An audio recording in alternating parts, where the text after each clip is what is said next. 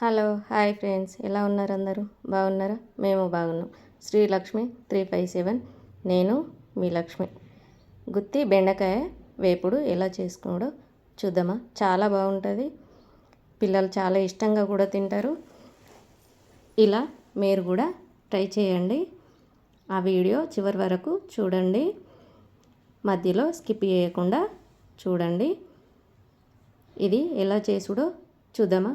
Late ఎందుకు, రండి. మరి లేత బెండకాయలు తీసుకొని ఒకసారి కడుక్కొని అవి పొడి గుడ్డతోని బాగా తుడవాలి. పదన లేకుండా పొడి పొడి అయ్యేలా చూడాలి. పదన ఉండొద్దు బెండకాయలకు.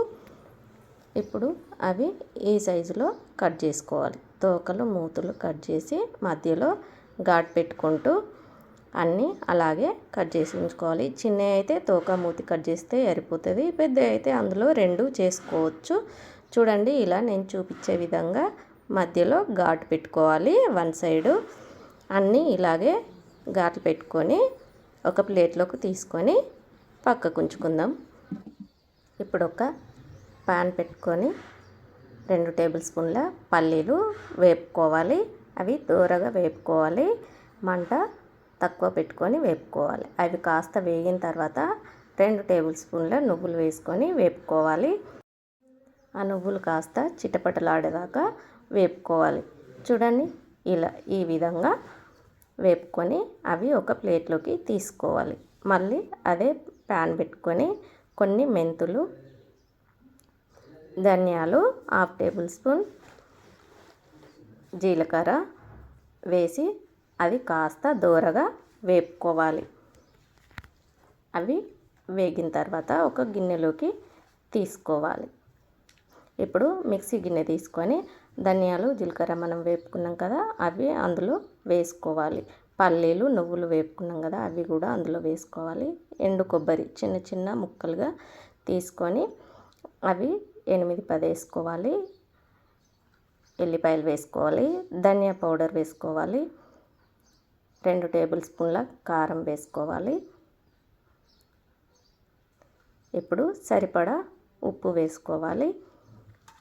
రుచికి సరిపడా వేసుకోవాలి. కొంచెం పసుపు వేసుకోవాలి.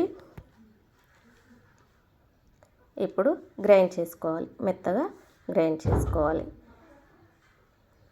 నిమ్మకాయ రసం వేసుకోవాలి. ఒకటి చిన్న నిమ్మకాయ తీసుకొని ఆ రసం తీసుకొని అందులో పోసుకోవాలి. కొంచెం ఆయిల్ పోసుకోవాలి. 2-3 టేబుల్ స్పూన్ల ఆయిల్ పోసుకోవాలి. ఉండలుగా లేకుండా బాగా కలపాలి. ఉండలుగా లేకుండా.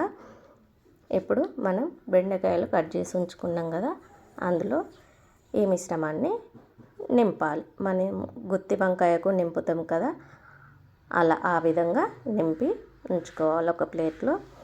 చూడండి, అన్నీ ఇలాగా నింపుకొని ఒక ప్లేట్లోకి తీసుకోవాలి. మళ్ళీ అదే ప్యాన్ పెట్టుకొని ఆయిల్ పోసుకోవాలి. ఆయిల్ వేడయ్యాక జీలకర్ర, ఆవాలు, మెంతులు, ధనియాలు అవి వేగిన తర్వాత కొంచెం పసుపు, ఎక్కువ వేయొద్దు మనం, ఎందుకంటే గ్రైండ్ చేసేటప్పుడు వేసాం కదా, అందుకని కొంచెమే వేసుకోవాలి. కళ్యామాకు వేసుకోవాలి. అది కాస్త వేగిన తర్వాత మనం నింపి ఉంచుకున్న గుత్తి బెండకాయలు అందులో వేసుకోవాలి. ఒక్కొక్కటిగా అన్నీ ఇలాగే ఒక్కొక్కటి వేసుకొని మూత పెట్టి 2 నిమిషాల పాటు వాటిని మగ్గనివ్వాలి. ఇప్పుడు మూత తీసి చూడండి, అటు ఇటు బాగా కలపాలి. ఎంత చక్కగా వచ్చిందో చూడండి గుత్తి బెండకాయ వేపుడు. ఇప్పుడు కళ్యామాకు వేసుకోవాలి. కాస్త కసూరి మేతి వేసుకోవాలి.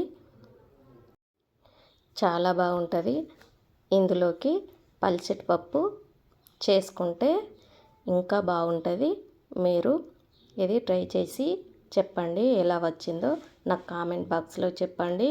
లైక్ చేయండి, షేర్ చేయండి, సబ్స్క్రైబ్ చేసుకోండి ఫ్రెండ్స్. కామెంట్ చేసి మాత్రం మర్చిపోకండి. మీ ఫ్రెండ్స్కి ఎవరికైనా ఈ వీడియో నచ్చితే షేర్ చేయండి. ఎలా వచ్చిందో కూడా నాకు కామెంట్ బాక్స్లో చెప్పండి.